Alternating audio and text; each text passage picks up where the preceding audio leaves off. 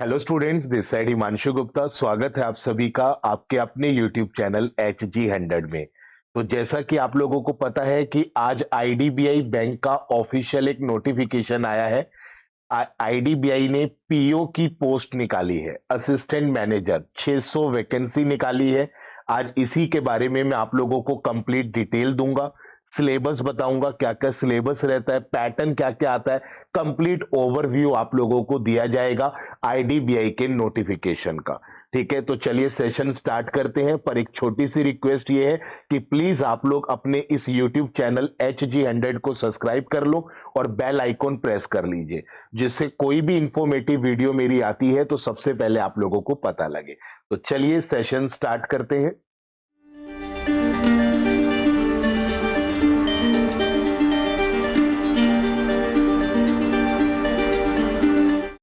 हाँ जी बच्चे, तो जैसे कि आईडीबीआई असिस्टेंट मैनेजर रिक्रूटमेंट आज से निकला है।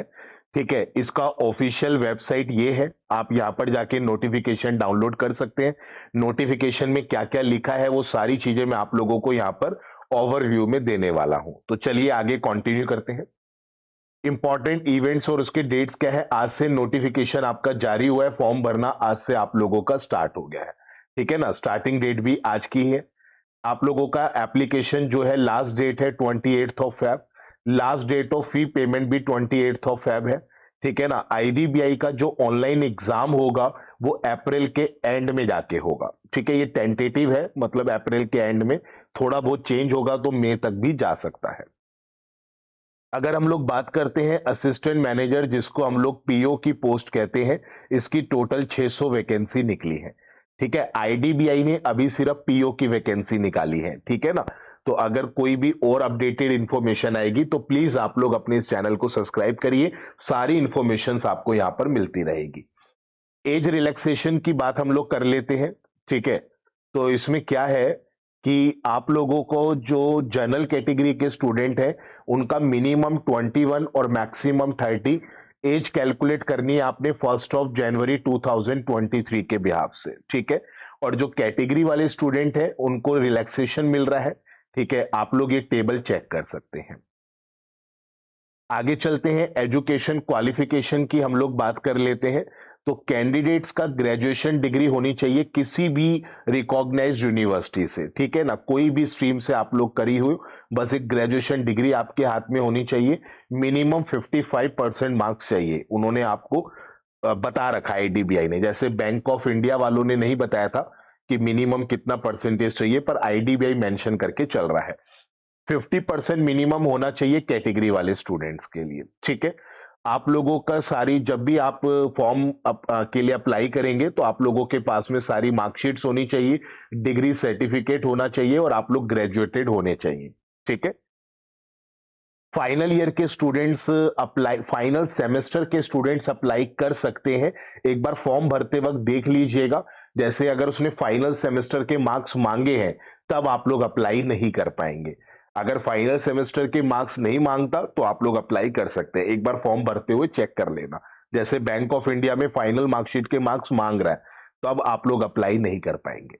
ठीक है, अगर हम लोग बात कर लेते हैं एजुकेशनल क्वालिफिकेशन की, तो असिस्टेंट मैनेजर, जिसको हम पीओ कहते हैं, इसकी पोस्ट निकली है। तो डिग्री होनी चाहिए ग्रेजुएशन किसी भी रिकॉग्नाइज्ड यूनिवर्सिटी से।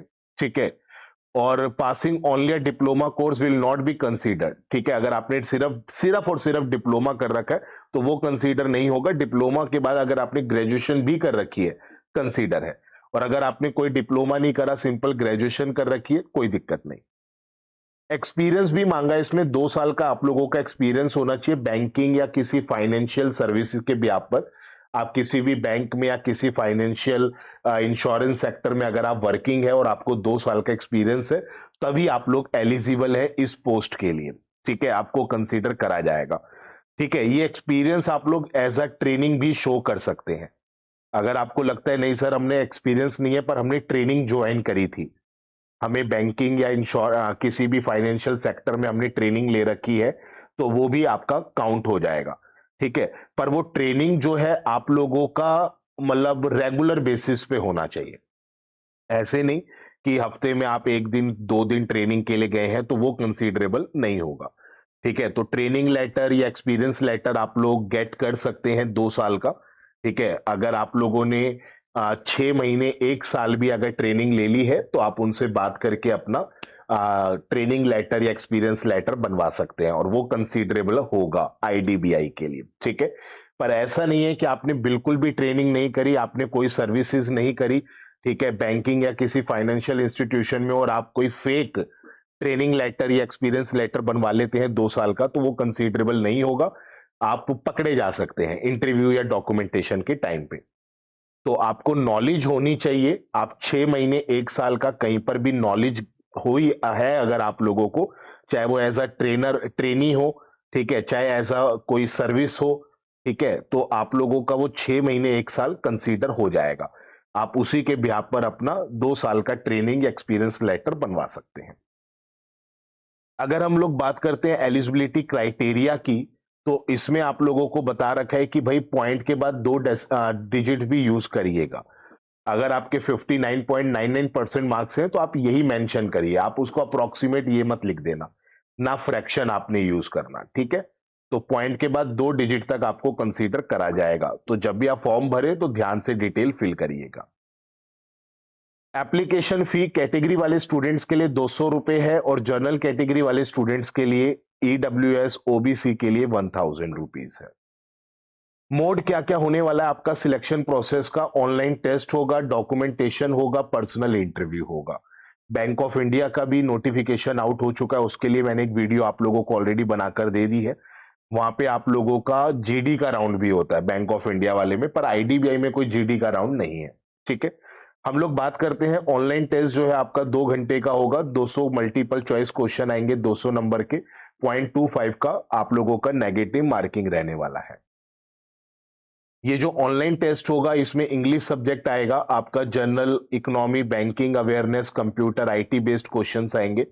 रीजनिंग में रीजनिंग आएगा आप लोगों का, ठीक है? रीजनिंग में डेटा सफिशिएंसी भी आ जाता है। क्वांटिटिव एप्टीट्यूड आएगा, तो टोटल 200 क्वेश्चंस आएंगे आपके 200 मार्क्स के, ठीक है? तो रीजनिंग काफी ज्यादा नंबर का रहने वाला है, तो रीजनिंग पे ज्यादा थोड़ा सा फोकस करिएगा, ठीक है? और बाकी ये 60 में आपका करंट अफेयर भी है, बैंकिंग क्वेश्चंस भी आएँगे, इकोनॉमिकल क्वेश्चंस आएँगे, कंप्यूटर्स, आईटी बेस्ड क्वेश्चंस आएँगे, ठीक है ना? पर यहाँ पे 60 में सिर्फ और सिर्फ रीजनिंग भरा रहेगा। 2 घंटे का समय मिलेगा, 0.25 की नेगेटिव मार्किंग है, बाइलैंग्युअल आप लोगों का पेपर होने वाला है। ठीक है, अगर हम लोग बात करें इंटरव्यू एंड ग्रुप डिस्कशन की, those who pass the online test will invited for an personal interview, ठीक है ना? ग्रुप डिस्कशन नहीं कह सकते, एक पर्सनल इंटरव्यू की हम बात कर रहे हैं यहाँ पे, ठीक है? जीडी जैसा कोई प्रॉपर राउंड नहीं होने वाला है, उसी में बस आप लोगों से कोई एक पर्टिकुलर टास्क दे दिया जाएगा इंटरव्यू में और पूछा जाएगा उसके बारे में आपके व्यूज क्या है। मतलब एक पर्टिकुलर गैदरिंग नहीं होगी 10-15 लोगों की जो पर्टिकुलर जीडी का राउंड होता है, ऐसा कुछ नहीं होगा आईडीबीआई में। ठीक है, तो आप लोगों को इंटरव्यू में करंट अफेयर से रिलेटेड क्वेश्चंस आ जाएंगे, पर्सनल क्वेश्चंस पूछे जाएंगे, आपके रिज्यूमे से बेस्ड क्वेश्चंस पूछे जाते हैं, करंट अफेयर्स पूछा जाता है, कोई भी एक पर्टिकुलर टॉपिक दे दिया जाएगा और उसके बारे में आपके व्यूज पूछे जाएंगे, ठीक है? तो आप लोगों को ऑनलाइन टेस्ट अच्छे से क्लियर करना होगा, आप लोगों को इंटरव्यू अच्छे से क्लियर करना होगा, इनके मार्क्स जुड़कर आप लोग मेरिट में आएंगे। डॉक्यूमेंटेशन के टाइम पे डॉक्यूमेंट्स आपके पूरे होने चाहिए, अदरवाइज आप लोग डिस्क्वालीफाई हो जाएंगे। फाइनल सिलेक्शन कैसे होता है? जैसे मैंने आपको बताया, फाइनल स्कोर होगा, ऑनलाइन जो टेस्ट होगा उसके 3/4 नंबर लिया जाएगा, 1/4 नंबर लिया जाएगा इंटरव्यू में से। मतलब 4 का तीसरा हिस्सा, 3 हिस्से आपके ऑनलाइन टेस्ट के और 4 का 1 हिस्सा इंटरव्यू के लिए। ठीक है ना? फाइनल जो सिलेक्शन होगा आप लोगों का, मेरिट बनेगी, सिलेक्शन प्रोसेस होगा ऑनलाइन टेस्ट का, इंटरव्यू का और डॉक्यूमेंटेशन का। सिलेबस की बात कर लेते हैं हम लोग, काफी बच्चों को आईडीबीआई का सिलेबस जानना था, तो इंग्लिश का सिलेबस आप लोग नोट कर सकते हैं।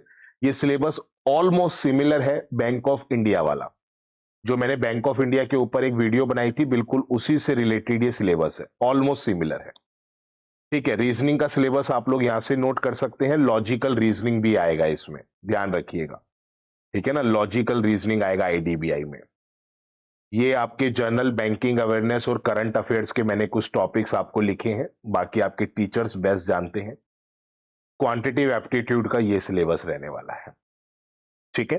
तो ये सिलेबस का आप लोग स्क्रीनशॉट ले लीजिएगा, वीडियो पॉज़ करके आपको मैंने सारा सिलेबस दिखा दिया है।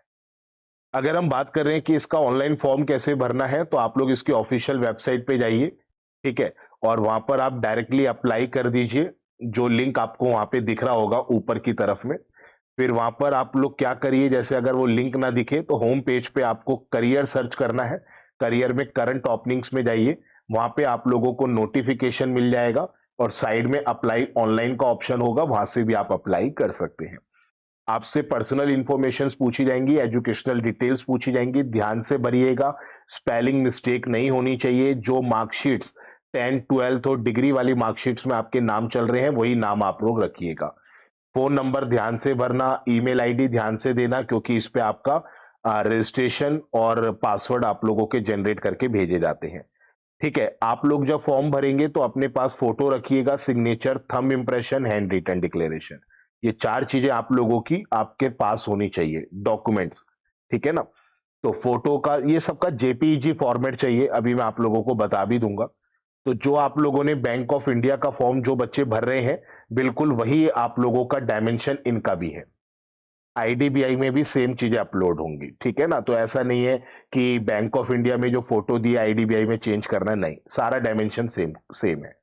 ठीक है, आप लोग पे कर दीजिएगा। जैसे आप लोग फॉर्म कंप्लीट करेंगे तो उसके बाद में जब आप सबमिट कर देंगे फॉर्म को, तो वहां पे पे का ऑप्शन आएगा। ऑनलाइन आप लोगों को पे करना है और अपना सबमिट कर दीजिएगा। आप लोगों के पास जो फाइनल पेज खुलकर आएगा, आप लोग उसका स्क्रीनशॉट ले लीजिएगा, ठीक है ना, फॉर फर्दर इंक्वायरी। ठीक है, चलते हैं। ये हैंड रिटन डिक्लेरेशन है, यही हैंड रिटन डिक्लेरेशन आपको अपनी राइटिंग में लिखना है, ठीक है ना? आप लोग अपनी हैंड राइटिंग में लिखना, कैपिटल लेटर्स यूज मत करिएगा। एक वाइट साइज का पेपर लेना, A4 साइज पेपर, और अपनी हैंड राइटिंग में लिखना स्टार्ट कर देना। यहाँ पे आपका नाम रहेगा, ठीक है? Handwritten declaration bank of India और आईडीबीआई बैंक दोनों में सेम है। फोटोग्राफ जो आप लोग बैंक ऑफ इंडिया में अपलोड करी है आपने या करने वाले हैं, वही सारा डायमेंशन आपका आईडीबीआई में भी है, ठीक है? कलर फोटो आप लोगों को लेनी है, ठीक है? और आप लोगों का बैकग्राउंड जो है व्हाइट है तो वेल एंड गुड, नहीं तो लाइट लाइट कलर का होना चाहिए। फेस आपका रिलैक्स होना चाहिए। अगर आप लोग ग्लासेस वियर करते हैं तो आप लोग ग्लासेस वियर करके ही फोटो क्लिक करिएगा, ठीक है? ज्यादा कोई स्टाइलिश हेयर स्टाइल मत रखिएगा, जो रेगुलर बेसिस पे आप हेयर स्टाइल रखते हैं वही यूज करिएगा, ठीक है? और कोई भी dark glasses, sunglasses wear मत करिएगा, कोई भी रिलीजियस ऑर्नामेंट्स मत वियर करिएगा, ज्यादा मेकअप मत कर लीजिएगा, ठीक है? डायमेंशन आपको दे रखा है, साइज आपका ये होना चाहिए, फाइल का फॉर्मेट जेपीईजी होना चाहिए, ठीक है? जेपीजी या जेपीईजी, यहाँ पे मैंने फॉर्मेट मेंशन भी करा होगा एक जगह, ये रहा, जेपीजी या जेपीईजी फॉर्मेट होना चाहिए। बात कर लेते हैं सिग्नेचर की। सिग्नेचर बीओआई का, आईडीबीआई का, दोनों का सेम है डायमेंशन। आपका व्हाइट पेपर पे सिग्नेचर होना चाहिए ब्लैक इंक पेन से, ब्लू पेन यूज मत करिएगा, ठीक है? काफी बच्चे फिर मैसेज करते हैं, कमेंट करते हैं कि सर हमने ब्लू पेन यूज कर लिया, अब कोई दिक्कत? बच्चे, दिक्कत हो सकती है, तो जो चीज कही गई है उसी को यूज करिए। डायमेंशन ध्यान से देखना, साइज यही रखिएगा, ठीक है ना? 20 केबी से ज्यादा साइज नहीं होना चाहिए। और जो सिग्नेचर आप लोग यहाँ पर करेंगे वही सिग्नेचर आपका एग्जामिनेशन हॉल में होना चाहिए, ठीक है? और आप लोगों को लेफ्ट थंब इंप्रेशन, आप ब्लैक इंक या ब्लू इंक कुछ भी यूज कर सकते हैं। लेफ्ट थंब का इंप्रेशन भी आपको व्हाइट पेपर पे देना है, ठीक है? ये फाइल भी जेपीजी फॉर्मेट में होगी, डायमेंशन मैंने दे रखा है और साइज ये रहा। हैंड रिटन डिक्लेरेशन आपको दिखा दिया था, हैंड रिटन डिक्लेरेशन इंग्लिश में ही होना चाहिए, चाहे बेशक आप लोग हिंदी मीडियम स्टूडेंट ही क्यों ना हो। व्हाइट पेपर पे जाएगा ब्लैक पेन से, ठीक है? फॉर्मेट इसका भी यही रहेगा, साइज रहेगा 50 से 100 केबी का। मतलब दोनों का डायमेंशन सेम है। अगर आप लोग यूट्यूब पे मेरी वीडियो देख रहे हैं बैंक ऑफ इंडिया वाली भी, तो बैंक ऑफ इंडिया और आईडीबीआई दोनों का डायमेंशन सेम दे रखा है, ठीक है ना? तो ये आपको बता रखा है भाई, सिग्नेचर और handwritten declaration capital letter में नहीं होने चाहिए, आप लोगों का फॉर्म रिजेक्ट हो जाएगा, ठीक है? बाकी तो सारी चीजें मैंने आपको बता दी है, ठीक है? तो ये सारी इंफॉर्मेशन से आप लोगों की आईडीबीआई की ऐसी और इंफॉर्मेटिव वीडियोस के लिए आप लोग अपने चैनल HG100 को सब्सक्राइब करिए, बेल आइकन प्रेस करके रखिए। आप लोगों को बैंक ऑफ इंडिया या आईडीबीआई के पेपर्स चाहिए, प्रीवियस ईयर क्वेश्चंस, ठीक है? तो आप लोग इस टेलीग्राम ग्रुप में जुड़ सकते हैं। टेलीग्राम एप्लीकेशन ओपन करिए, वहां पे लिखकर सर्च करिए हिमांशु गुप्ता बैंक, आपको मेरा ग्रुप दिखेगा, उसको ज्वाइन कर लीजिए। इस ग्रुप में आप लोगों को सारी इंफॉर्मेशंस मिलेंगी, पीडीएफ्स मिलेंगी, जिससे आप लोग इजीली पढ़ाई कर पाएंगे। ठीक है। बाकी आप लोगों को अगर मेरे से रीजनिंग एंड क्वांट पढ़ना है टॉपिक वाइज डिटेल में, तो बैंक ऑफ इंडिया और आईडीबीआई दोनों के नए बैचेस स्टार्ट हो रहे हैं अनअकैडमी पर। आप लोग जुड़ सकते हैं अगर आप लोग मेरे साथ पढ़ना चाहते हैं ऑनलाइन। ठीक है, घर बैठे पढ़िए, मेरे साथ साथ आपको सभी टॉप एजुकेटर के पढ़ने के लिए मिलेगा। अनअकैडमी पर सब्सक्रिप्शन लेते वक्त अगर आपको मैक्सिमम डिस्काउंट चाहिए तो आप इसी कोड को यूज करिए। इसी नाम से आपका चैनल है, इसी नाम से आपका कोड है, आप HG100 कोड यूज करिए, आपको मैक्सिमम डिस्काउंट भी मिलेगा। पढ़ते रहिए, मुस्कुराते रहिए, मैक्सिमम मेहनत करिए। कोई भी क्वेरी हो आईडीबीआई के फॉर्म को लेकर आप लोग कमेंट करिए, आप लोगों के कमेंट का जवाब दिया जाएगा। गॉड ब्लेस यू बच्चे, टेक केयर।